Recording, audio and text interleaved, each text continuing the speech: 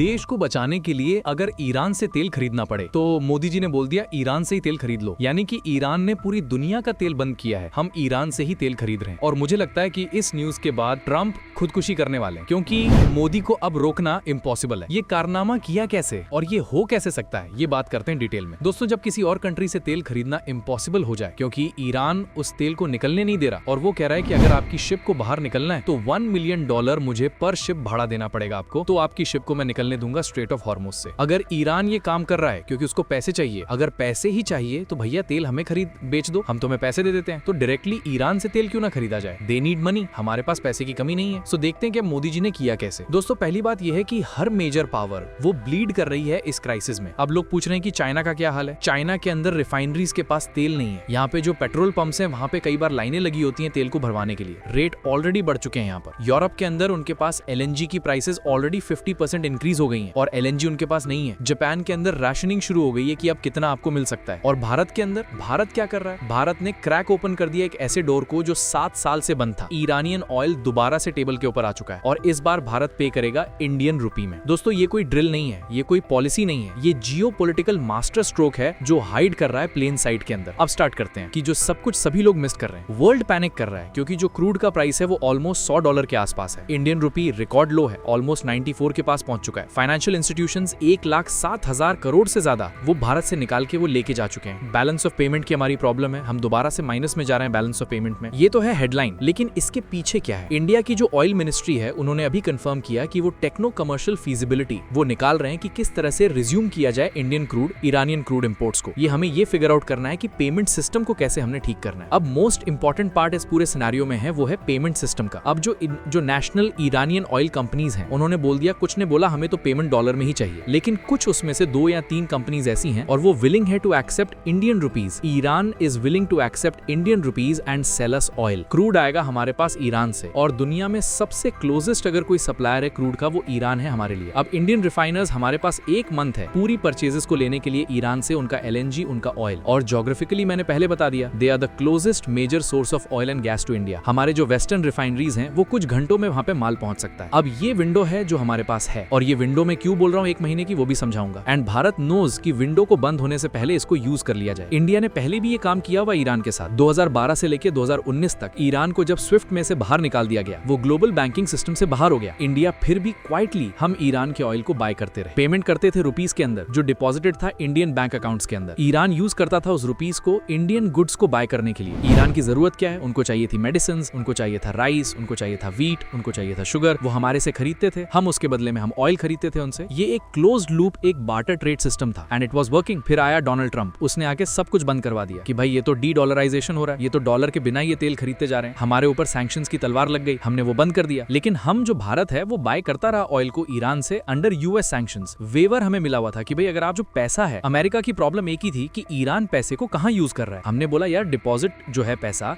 वो तो Indian banks के अंदर पड़ा है, उस पैसे को तेहरान यूज कहां करता है, खाना खरीदने के लिए, मेडिसिन खरीदने के लिए। तो आपका जो डर है कि कहीं ये न्यूक्लियर बम ना बना ले, कहीं ये मिसाइल्स ना बना ले, वो नहीं हो सकता। तो जो ब्लूप्रिंट है वो ऑलरेडी एग्जिस्ट करता है, जो हम पहले भी ईरान के साथ कर चुके हैं and America knows this. Institutional memory हमारी जो है अभी भी इंटैक्ट है कि किस तरह से इस मैकेनिज्म को चलाना है। अब वेवर के ऊपर आते हैं। वॉशिंगटन ने 30 दिन का वेवर दिया हमें कि आप रशिया का तेल खरीद सकते हैं। भाई पहली बात ये है, अमेरिका होता कौन है हमें बोलने वाला कि आपके पास 30 दिन का वेवर है। चलिए हम मान लेते हैं कि दुनिया का दादा है, उसने बोल दिया 30 दिन का आपको हमने वेवर दिया। उसी वेवर को हम ईरान के लिए भी यूज कर रहे हैं। जो डोर है उसको हमने क्रैक करके ओपन कर दिया। अब आप बोलेंगे कि यार रशिया वाला वेवर हम ईरान के ऊपर यूज कैसे कर सकते हैं। उसका रीजन है ट्रंप का डेस्परेशन। ट्रंप चाहते हैं कि जो ऑयल के प्राइसेस हैं उसको कम किया जाए। Now we give him the way कि अगर रशिया का तेल को अगर हम खरीदते हैं और ऑयल के प्राइसेस कम हो सकते हैं, क्यों ना ईरान का तेल खरीद लिया जाए, उससे तेल जो प्राइसेस हैं और भी ज्यादा कम हो जाएंगी। नाउ जो इंडिया है, इंडिया के साथ इक्वेशन डिफरेंट है। रीजन बीइंग USA भी तेल खरीद सकता है ईरान से, लेकिन नहीं खरीदेगा। और दूसरा, ईरान USA को तेल बेचेगा भी नहीं। लेकिन इंडिया के साथ जो ईरान की इक्वेशन है वो बिल्कुल डिफरेंट है। आपको मालूम है हमारे रिलेशंस ईरान के साथ कैसे हैं। अब ईरान ही क्यों, क्योंकि ईरान के पास करंटली 170 मिलियन बैरल्स, ओ भाई 1 मिलियन बैरल अगर मार्केट में एक्स्ट्रा आ जाए तो प्राइसेस नीचे क्रैश कर जाती हैं। यहाँ पे 170 मिलियन बैरल्स हैं जो पानी के ऊपर फ्लोट कर रहा है उनका। उनकी जो स्टोरेज फैसिलिटीज है वहां पे इतना माल पड़ा हुआ है, निकलने के लिए तैयार है। कई तो कार्गोज हैं जो ट्रांजिट के अंदर है, जो कि घोस्ट जो शिप्स होती हैं उसके अंदर है। वॉल्यूम्स ऑलरेडी फॉलोड कर रहे हैं, लेने वाला कोई नहीं है। पंगा कौन लेगा अमेरिका के साथ। इसलिए जो इंडियन रिफाइनरीज हैं उन्होंने बोल दिया कि भाई हमारे पास तो ऑलरेडी एबिलिटी है ईरान के तेल को प्रोसेस करने की, हमने सिर्फ उसको दोबारा से अपने सिस्टम में रीइंटीग्रेट करना है इन बैरल्स को जो फ्लोट कर रहे हैं पानी में। और हमें कोई ज्यादा ऑपरेशनल एडजस्टमेंट्स भी करने की जरूरत नहीं है, क्योंकि हमारे पास पहले से प्रोसेसिंग करने का एक्सपीरियंस है और हमारे पास जो ट्रेडिंग सेटअप था कि हमने इंडियन रुपीज में पेमेंट करनी है और ऑयल खरीदना है, वो ऑलरेडी एस्टैब्लिश्ड है कि इंडियन रिफाइनरीज स्पेशली जो MRPL है मैंगलोर में, वो डिजाइन किया गया था to process Iranian crude oil. और एट द पीक जब हम ईरान का क्रूड ऑयल खरीद रहे थे, ऑलमोस्ट 12-13% भारत की टोटल ऑयल इंपोर्ट्स का ईरान से आ रहा था। हमारे पास रिफाइनरीज ऑलरेडी हैं जो ईरान का क्रूड ऑयल प्रोसेस कर सकती हैं। अब रिफाइनरीज की कैपेबिलिटी ऑलरेडी है, नॉलेज ऑलरेडी है, कैसे मैकेनिज्म को चलाना है वो प्लेबुक ऑलरेडी हमारे पास है, हमने ऑलरेडी इसको किया हुआ है। पेमेंट रूट जो आज के सिनारियो में हमने करना है एंड इंडिया ने उसको भी सॉल्व कर लिया। कैसे? ईरान का जो ऑयल है आज की डेट में वो प्रीमियम में मिल रहा है, 6 से लेके $8। वो जो ब्रेंट का जो आइस ब्रेंट का जो रेट होता है इंटरनेशनल, उससे $8 ज्यादा वो पर बैरल वो मांग रहे हैं। और साथ में उन्होंने बोल दिया ईरान ने पेमेंट है वो मुझे 7 दिन के बीच में मुझे मिलनी चाहिए जब कार्गो आपके कंट्री में पहुंच जाए। अब आप बोलेंगे यार प्रीमियम पे मिल रहा है, हमें प्रीमियम पे लेने का फायदा क्या है? पहली बात, अब उसको कंपेयर कीजिए ऑल्टरनेट से। हम सऊदी अरेबिया से, बाकी UAE से हम तेल खरीदते हैं, वो पहुंच नहीं पा रहा। रशिया से खरीदते हैं, वो बहुत लंबे रूट से खिंच के आता है, तो उसके प्राइसेस बढ़ रहे हैं। और रशिया का तेल भी कोई डिस्काउंट पे नहीं मिल रहा, वहां पर भी हम $20-25 फालतू दे रहे हैं टू बाय रशियन ऑयल। जो स्पॉट कार्गो है जो अटलांटिक बेसिस से आता है, उसका रेट $12 है, फिर वो आधी दुनिया से चल के आता है, बीच में बहुत स्टॉप पॉइंट्स हैं, ऊपर से पेमेंट करनी पड़ती है हमें पूरे डॉलर के अंदर, जिसके कारण हमारे जो फॉरेन रिजर्व्स हैं उसके ऊपर बहुत ज्यादा प्रेशर है। एवरी सिंगल डे हमें ये millions and millions of barrels हमें खरीदने पड़ते हैं, जबकि ईरान का जो क्रूड ऑयल है वो क्लोजेस्ट है हमारे और चीपेस्ट है लॉजिस्टिक्स के अंदर भी। ऊपर से सोने पे सुहागा, पेमेंट करनी है रुपीस के अंदर, यानी कि हर बैरल जो भारत बाय करेगा ईरान से रुपीस के अंदर, इसका मतलब है $1 is leaving the country. Now थोड़े से डॉट्स को कनेक्ट करते हैं कि वेयर इट रियली मैटर्स। सबसे ज्यादा मैटर करेगा रुपी के ऊपर। भारत का जो बैलेंस ऑफ पेमेंट है वो ऑलरेडी डेफिसिट के अंदर है, 2 स्ट्रेट फाइनेंशियल ईयर्स से हमारा बैलेंस ऑफ पेमेंट माइनस में जा रहा है और ये पहली बार इंडियन इकोनॉमी में हुआ है। बैलेंस ऑफ पेमेंट ऑलरेडी जो हमारा ये Q3 है 2026 का, वहां पर $24 बिलियन